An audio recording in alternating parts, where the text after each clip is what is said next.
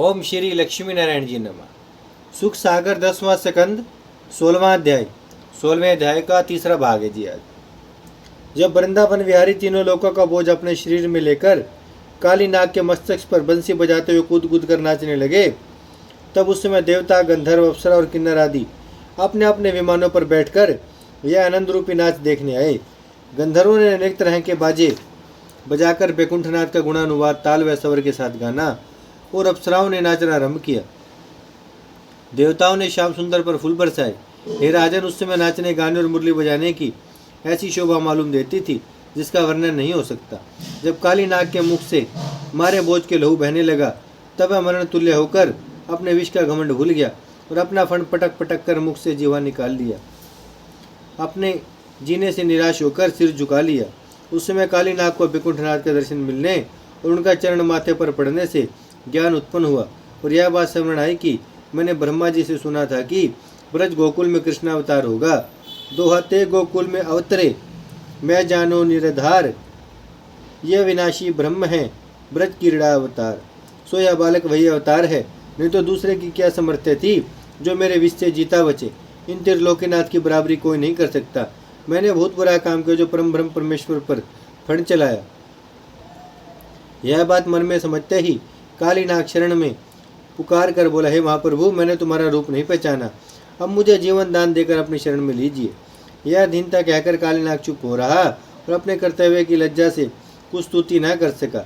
श्री दीनानाथ ने यह दीन वचन सुनकर समझा कि अब काली नाग का अभिमान टूट गया। तब उसे अपने चतुर्भुजी रूप का दर्शन दिया। उनका स्वरूप देखते काली नाग की स्त्रियाति विलाप से रुदन करती वहाँ आई और हाथ जोड़कर इस तरह उनकी स्तुति करने लगी। हे परम ब्रह्म परमेश्वर, आप तीनों लोगों और सब जीवों को उत्पन्न करने वाले हैं। अधर्मियों को मारने और पृथ्वी का भार उतारने के लिए आपने अपनी इच्छा से अवतार लिया है। संसार में जो कोई तुम्हारा ध्यान या भक्ति शत्रुता से नहीं करता है, वह भी संसार में जो कोई तुम्हारा ध्यान या भक्ति शत्रुता से करता है, वह भी भवसागर पार उतरकर मुक्ति पाता है। जिस तरह अमृत जानकर वह अनजान में दोनों तरह पीने से मनुष्य अमर हो जाता है, उसी तरह तुम्हारे ध्यान का प्रताप भी समझना चाहिए। हमारे पति ने अपने अज्ञान व अभिमान से आपको नहीं पहचाना, सो वह अपने दंड पर पहुंचा, पर तुम्हारा दर्शन पाकर कृतार्थ हुआ। जिन चरणों का दर्शन दान, यज्ञ, जप, तप करने से जल्दी नहीं मिलता, सो दर्शन इस नाग ने सहज में पाया। हे दीनानाथ, आपने बहुत अच्छा किया जो इस दुखदाई का घमंड तोड़ दिया। इसने पूर्व जन्म में ना जाने कैसा भारी तप किया था, जिस तपस्या के फल से तुम्हारे चरण इसके मस्तक पर विराजते हैं। नहीं तो इन चरणों की धूरी मिलने के लिए लक्ष्मी जी, ब्रह्मादिक देवता, योगी और मुनि चाह रखते हैं और जल्दी वह रज उनको नहीं मिलती। सो धूरी काली नाग के माथे पर चढ़ी। इसके बराबर दूसरे का भाग्य होना बहुत कठिन है। हम ऐसी समर्थ्य नहीं रखती जो उस रज का प्रताप वर्णन कर सकें। नारद जी और सनकादि उस धूरी की भक्ति अपने हृदय में रखने से इंद्रासन, अष्टसिद्धि, मुक्ति, पदवी और तीनों लोकों का सुख उसके सामने कुछ वस्तु नहीं समझते। जिसने पारस पत्थर पाया वह सोने की चाह नहीं रखता। अब हम तुम्हारे भय से मरण तुल्य हो गए। अब वह तुम्हारे भय से मरण तुल्य हो गया। वीर लोग डरे हुए को नहीं मारते, इसलिए दया करके इसे छोड़ दीजिए, नहीं तो हमको भी इसके साथ मार डालिए। हम पतिव्रता हैं, अपने प्राण इसके अधीन जानती हैं। वेद व शास्त्र में ऐसा लिखा है कि पतिव्रता स्त्री उसको समझना चाहिए जो अपने पति को कोढ़ी, रोगी, दरिद्री होने पर भी ईश्वर के समान जाने। आज से अपने स्वामी पर हमें अधिक विश्वास हुआ कि उसके प्रताप से हमने तुम्हारा दर्शन पाया। जब इसी तरह नागिन ने बहुत स्तुति की, तब मुरली मनोहर काली नाग का अपराध क्षमा करके उसके मस्तक पर से कूद पड़े। तब उस सर्प ने दंडवत करके हाथ जोड़कर विनय किया, हे दीनानाथ, जो अनजान में मुझसे अपराध हुआ हो सो दया करके क्षमा कीजिए। मैं विष से भरा हुआ सांप, तामसी स्वभाव था, इसलिए तुम्हारे ऊपर अपना फन चलाया। ब्रह्मादिक देवता तुम्हारे भेद को जल्दी नहीं जान सकते। मैं मूर्ख तुम्हें किस तरह पहचानता। आपने मुझे दर्शन देकर कृतार्थ किया। सब वेद व पुराण तुम्हारा गुण गाते हैं। आप न्याय करके देखें तो इसमें मेरा कुछ अपराध नहीं है, क्योंकि मेरी जाति का यही स्वभाव आपने बना दिया है। कदाचित कोई मुझे दूध पिलावे तो मेरे शरीर से विष उत्पन्न होगा। गौ को खाली भूसा खिलाने से दूध होता है। मैंने अपने स्वभाव के अनुसार तुम्हारे ऊपर फण चलाया। अब मुझे अपनी शरण में रखिए। मेरा माथा धन्य है जिस पर तुम्हारे चरण पड़ने से मेरे अनेक जन्म के पाप छूट गए। जिन चरणों को लक्ष्मी जी आठों पैर अपने हृदय में लगाए रहती हैं, ब्रह्मादिक देवता दिन रात्रि उनका ध्यान करते हैं, उन्हीं चरणों का धोवन गंगा जी हैं, जो तीनों लोकों को कर्तार्थ करती हैं। वे तुम्हारे चरण मेरे सिर पर विराजे।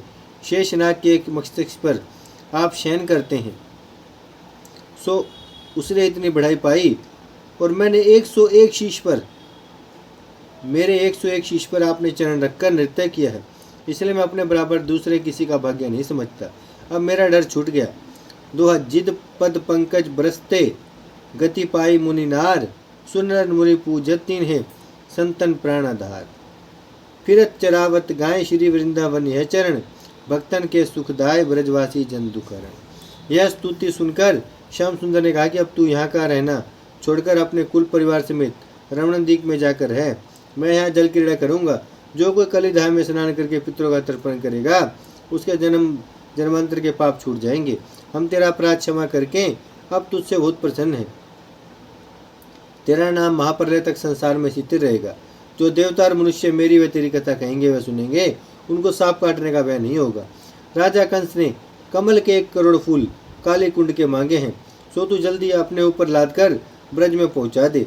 वैकुंठनाथ का यह वचन सुनकर काली नाग ने डरते हुए कांपते हुए विनय किया कि हे प्रभु, मैं कमल के फूल अभी पहुँचाए देता हूँ, पर रमणक द्वीप में जाने से मुझे गरुड़ जी खा जाएंगे। उन्हीं के डर से मैं यहाँ भाग आया था। यह सुनकर मनहरण प्यारे बोले, दोहा, चरण कमल की छाप है तेरे मस्तक माही, अब इस छाप प्रताप से गरुड़ बोली है नाही। ऐसा कहने के उपरांत केशव मूर्ति ने उसी सहित गरुड़ को बुलाकर काली नाग का भय छुड़ा दिया। जब काली नाग ने बड़े हर्ष से अपने स्त्रियों समेत विधि पूर्वक श्री कृष्ण जी की पूजा की और भूत रतन व मणि के हार उनको भेंट दिया, 3 करोड़ कमल के फूल अपने ऊपर लाद लिए, तब फिर ब्रजनाथ उसके मस्तक पर चढ़कर नाथ पकड़े हुए वहां से चले। सोरठी, फिर यशुमती उर्माही, उठी लहरी अति प्रेम की, काना आयो नाही, कहत रोए बलराम सो। यह वचन सुनकर बलभद्र जी बोले, हे माता, तुम थोड़ी देर और धैर्य धरो, अभी तुम्हारे प्राण प्यारे आते हैं। बलराम जी के समझाने पर भी ब्रजवासी लोग फिर व्याकुलता से रोकर कहने लगे, हे मनन प्यारे, तुम हमारा मोह छोड़कर कहाँ चले गए? तुम्हारे बिना हमारी यह गति होती है। 2 पहर से यमुना जल में बैठे क्या करते हो? जल्दी क्यों नहीं निकल आते? जिस तरह बिना मणि का सांप तड़पता है, वह दशा नंद और यशोदा की है। यशोदा रोकर कहने लगी, मुझे धिक्कार है जो मोहन प्यारा यमुना में डूब गए। मुझे धिक्कार है जो मोहन प्यारा यमुना में डूब जाए और मैं जीती रहूं। दोहा कहत यशोदा नंद सो, धिक धिक बारंबार, अब के तिक दिन जियो, ये मरत नहीं वह ही मार। करी देखो मन ज्ञान, ऐसे दुख में मरण सुख, नंद बहे बिन प्रात, मूर्छी परे सुनी प्रिय वचन। जब नंद राय मूर्छित होकर गिर पड़े, तब बलराम जी ने उठाकर कहा कि हे पिता, तुम क्यों इतना सोच करके प्राण देते हो? श्याम सुंदर को मारने वाला संसार में कोई नहीं है। वह अविनाशी पुरुषार्थों पर लक्ष्मी जी को साथ लिए शीत समुंदर में रहते हैं। उनके यमुना जल में कूदने से तुम लोग क्यों डरते हो? इस तरह बलराम जी उन्हें समझा रहे थे कि उसी सहित यमुना जल में लहरें उठने लगी। तब बलभद्र जी बोले, देखो, अब वैकुंठनाथ जल से बाहर आते हैं। ऐसा वचन सुनते ही सब ब्रजवासी यमुना जी की ओर देखने लगे। उसी समय नंदलाल जी काली नाग को नहाते हुए जल के ऊपर प्रकट हुए। दुआ, माखन प्रभु गोपाल जी बाहर प्रकटे आए, दुख हरण दान वदलन संतन सदा सहाय। हे राजन, उन्हें देखते ही नंद और यशोदा आदि ब्रजवासी ऐसे प्रसन्न हो गए जैसे मुर्दे के तरण में प्राण आ जाएं। काली नाग ने मुरली मनोहर को यमुना के किनारे उतार दिया। सो तट पर कमल धराए, काली को आसयू दियो, उर्ग दीप अब जाए करो, वास निर्भय सदा। काली नाग उनकी आज्ञा अनुसार दंडित करके उसी समय अपने कुल परिवार समेत रमण द्वीप को चला गया। श्याम सुंदर ने अब ब्रजवासियों को जो दुख सागर में डूबे थे मिलकर उन्हें सुख दिया। उसी दिन से वहाँ का यमुना जल जो विष तुल्य था सो अमृत के समान हो गया। दोहा, धन्य धन्य प्रभु धन्य कही, मुदित सुमन बरसाए, गए देव सब निज सदन, हृदय परम सुख छाए। ओम श्री लक्ष्मी नारायण जी नमः। भजमन नारायण नारायण नारायण, श्रीमन नारायण नारायण नारायण, लक्ष्मी नारायण नारायण नारायण, सत्य नारायण ભજમન નારાયણ શ્રીમન નારાયણ લક્ષ્મી નારાયણ સત્યનારાયણ ભજમન નારાયણ નારાયણ નારાયણ